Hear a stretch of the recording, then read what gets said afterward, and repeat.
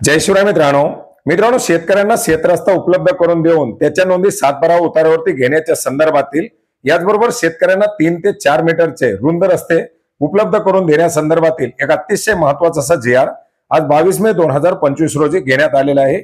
मित्रांनो, गेल्या काही दिवसापासून आपण शेतरस्त्याच्या संदर्भातील निरनिराळ्या घोषणा किंवा निर्णयाबद्दल ऐकत होतो, परंतु याच्या संदर्भातील ठोस निर्णय घेण्यात आलेला नव्हता आणि अखेर राज्य शासनाच्या माध्यमातून आज 22 मे 2025 रोजी याच्या संदर्भातील एक जी.आर. निर्गमित केलेला आहे.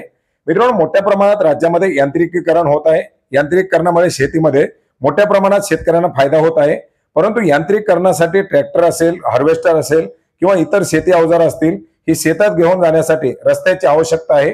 परंतु राज्यामध्ये मोठ्या प्रमाणात अरुंद रस्ते असणं, रस्त्याची उपलब्धता नसणं, याच्यामध्ये मोठ्या प्रमाणात शेतकऱ्यांना समस्याला सामोरं जावं लागत आहे. आणि याच पार्श्वभूमीवरती महाराष्ट्र जमीन महसूल संहिता 1966 चे कलम 143 आणि मामलतदार ऍक्ट 1906 चे कलम 5 नुसार शेतकऱ्यांना त्यांच्या शेतात रस्ता जाण्यासाठी रस्ता मिळवण्याचा हक्क आहे. आणि याच हक्काच्या अधीन राहून याच्यामध्ये काही बदल करून राज्य शासनाच्या माध्यमातून आज एक नवीन जी.आर. निर्गमित केलेला आहे. याच्यामध्ये आपण जर पाहिलं तर महाराष्ट्र जमीन महसूल संहिता 1966 च्या कलम 143 नुसार कारवाई करताना सक्षम अधिकारी प्राधिकारी यांनी शेतीमध्ये वाढत्या यांत्रिकीकरणाच्या अनुषंगानं पारंपरिक अरुंद रस्त्याऐवजी किमान 3 ते 4 मीटर रुंद असलेले शेतरस्ते उपलब्ध करून देण्याबाबत महाराष्ट्र जमीन महसूल संहिता 1966 चे कलम 143 नुसार शेतकऱ्यांना त्यांच्या शेतजमिनीचा वापर, शेतीविषयक कामं यासाठी हक्क प्रदान केले जातात.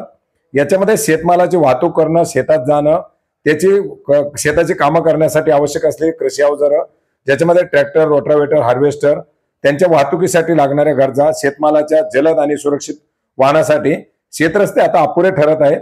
आणि याच्यासाठी आता अधिकाऱ्यांच्या माध्यमातून पुढील कारवाई केली जाणार आहे. शेतकऱ्यांना आधुनिक शेतीचा पूर्ण लाभ मिळवून देण्यासाठी शेती अवजारं शेतीत घेऊन जाण्यासाठी पारंपरिक अरुंद रस्त्याऐवजी किमान 3 ते 4 मीटर रुंद असलेले शेतरस्ते उपलब्ध करून द्यावेत. शेतकऱ्यांनी मागणी केलेल्या शेतरस्त्याच्या जागेची प्रत्यक्ष पाहणी करून शेतरस्त्याची आवश्यकता तपासावी. याच्यामध्ये नैसर्गिक मार्ग, पाऊलवाटा, वहिवाटीचे मार्ग, स्थानिक भौगोलिक परिस्थिती तपासावी. शेजारच्या भूधारकाच्या वहिवाटीच्या हक्काचा आणि त्याच्या अडचणीचा आक्षेपाचा विचार करावा आणि सदर बाबी विचारात घेऊन यांत्रिकीकरणाच्या अनुषंगानं जर थेट योग्य रुंदीचा शेतरस्ता कोणत्याही कारणानं उपलब्ध करून देणं शक्य नसेल, परंतु रुंद शेतरस्त्याची आवश्यकता असेल तर पर्यायी आणि सोयीस्कर मार्गाचा विचार करून जरी थोडा लांबचा मार्ग असेल तरी चालेल, असा मार्ग शक्य असेल तिथं उपलब्ध करून द्यावा. आणि ज्या ठिकाणी शक्य नसेल तर अपवादात्मक परिस्थितीमध्ये 3 ते 4 मीटर पेक्षा कमी परंतु जेवढा जास्त रुंद क्षेत्रस्थ उपलब्ध करून देणं शक्य होईल तेवढा उपलब्ध करून द्यावा. बांध हे केवळ 2 शेताच्या सीमा नसून ते पाणी व्यवस्थापनासाठी, जमिनीची धूप थांबवण्यासाठी महत्वाचे असतात. त्यामुळे बांधावरून रस्ता देताना नैसर्गिक स्वरूप शक्यतो टिकवावे आणि रस्त्याची रुंदी शेतामध्ये वाढत्या यांत्रिकीकरणाच्या अनुषंगाने ठेवावी, परंतु अनावश्यक रुंदीकरण टाळावं. तसेच बांधावरून रस्ता दिल्यावर दोन्ही बाजूच्या सीमांची निश्चिती करावी, जेणेकरून भविष्यात सीमावरून कोणताही वाद निर्माण होणार नाही. सक्षम अधिकारी प्राधिकारी महाराष्ट्र जमीन महसूल संहिता 1966 च्या कलम 143 नुसार मंजूर केलेल्या तसेच मामलतदार ऍक्ट 1906 च्या कलम 5 नुसार वहिवाटीच्या रस्त्यावरील अडथळा दूर करण्यासाठी मनाई हुकूम दिलेल्या शेतरस्त्याची अधिकृतपणे सातबाराच्या हक्कामध्ये नोंद करण्याबाबत याच्यामध्ये सुद्धा काही मार्गदर्शक सूचना दिलेल्या आहेत. याच्यामध्ये सक्षम अधिकारी प्राधिकारी यांनी महाराष्ट्र जमीन महसूल अधिनियम 1966 आणि मामलतदार ऍक्ट 1906 च्या कलम नुसार पारित करताना सदर आदेशामध्ये शेत रस्ता जात असलेल्या शेताचा गट नंबर, सर्वे नंबर, शेतरस्त्याची रुंदी, लांबी, दिशा आणि सीमा इत्यादी स्पष्टपणे नमूद कराव्यात.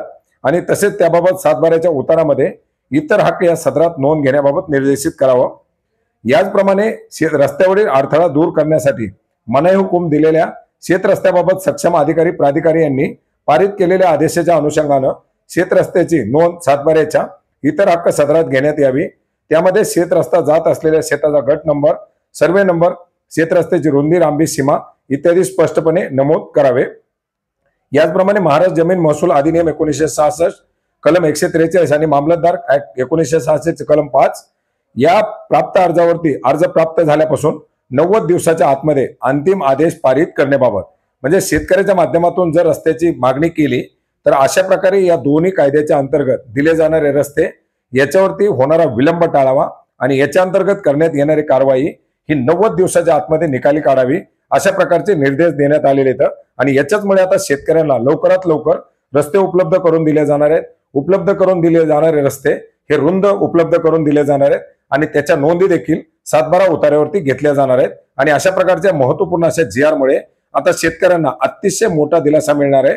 मित्रांनो, हा महत्वपूर्ण असा GR आपण maharashtra.gov.in या संकेतस्थळावरती पाहू शकता. याची लिंक आपल्याला व्हिडिओच्या डिस्क्रिप्शन बॉक्समध्ये मिळणार आहे. धन्यवाद.